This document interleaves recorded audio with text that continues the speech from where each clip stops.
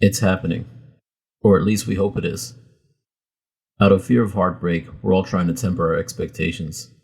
But it's impossible not to get at least a little excited about the UFC's booking of Khabib versus Tony Ferguson for the fifth and hopefully final time.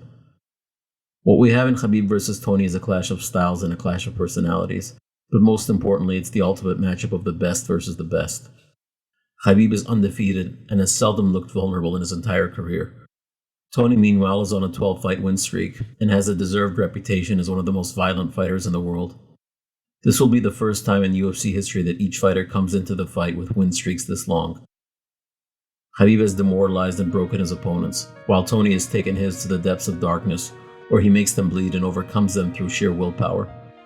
This is a matchup between the irresistible force and the immovable object. The lightweight division has been cleared out, arguably more than once. The winning streaks have been kept intact. Many consider this fight to be cursed, but in fact, if there ever was a fight of destiny, this is it. The injuries and botched weight cuts have only served to build up the fighters even more, and with them, the fight itself. If these two had fought at the finale of The Ultimate Fighter 22, I doubt it would have carried quite as much weight as it does today. But it's not enough to wax poetic about this fight. We need to get somewhat technical here. What will be the respective game plans? What will be the most likely outcomes? In what area of the fight can each man seek out an advantage against the other? And this is why we need to first talk about Tony Ferguson. Because as much as Tony is respected among fighters and fans alike for his entertaining style and unparalleled heart, he is the unquestioned underdog in this fight, and this is not without reason. Both fighters are on win streaks, but one of them has done so at far greater cost to his own health than the other. You may have heard that Tony Ferguson has made his last 7 opponents bleed. This is true. This is something that happened. We have documentation of it having happened. But he himself has taken quite a beating as well. In fact, through the course of his impressive win streak, Tony has been badly hurt in a number of fights, and if not that, has absorbed a substantial volume of strikes in most of them. Tony fights as if long-term health is a funny joke. He just does not give a crap. Many have observed this and noted that Tony cannot be broken. Even if Khabib takes him down and punishes him, Tony will not be out of the fight until he's truly out of it.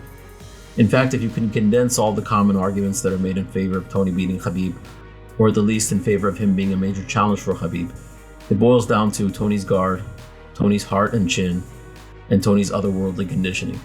When it comes to Tony's guard, I've long expressed that I don't think that type of game works against Khabib. And in fact, we have historical precedent to suggest that it doesn't work against Khabib. So I don't think it's reasonable to expect Tony to dish out ground and pound from the bottom against Khabib like he did against Josh Thompson. As for his signature finishing move, the Darce choke, he doesn't get those from the bottom. He gets into position for the choke out of a scramble, and then is confident enough in the choke to give up the dominant position. As good as he is, I think it's safe to say that Tony will not Darce choke Khabib. Or let's put it this way, if he does, it would be one of the most shocking moments in the history of sport. Heart and chin, on the other hand, can absolutely play a factor, although I do think we have the tendency to play up the psychological factor more than is warranted. This is, after all, an athletic competition, however much psychology plays a role in it.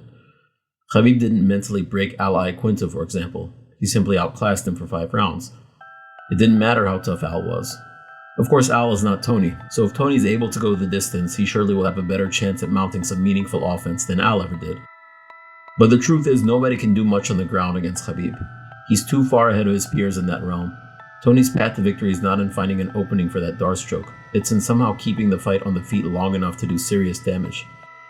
And this is where his mental toughness can play a big role. After all, what if Khabib 10-8s him in the first round? What if Khabib rides him for 2 rounds? If there's anyone who wouldn't be shook by that, it's Tony Ferguson. Thus, in my analysis, Ferguson will have to make the most of a key opportunity, the break round. We've all seen it, Khabib takes breaks. This is not even a criticism, it's perfectly natural for him to take breaks. 5-round fights are a marathon, it's smart of him to pace himself. However, from Tony's perspective, this can be a huge opportunity. This is where Tony needs to pounce. Elbows, back fists, all the creative strikes that Tony loves, he needs to throw everything at Khabib in this window. Tony's been able to make guys bleed thanks to his effective use of elbows. If he can make Khabib bleed during Khabib's break time, that would be an interesting development. Tony's last fight against Donald Cerrone was won by doctor's stoppage.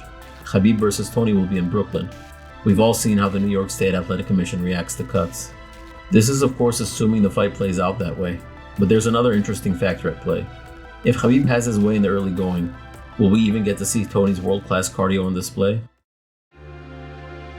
This is called a scarf hold.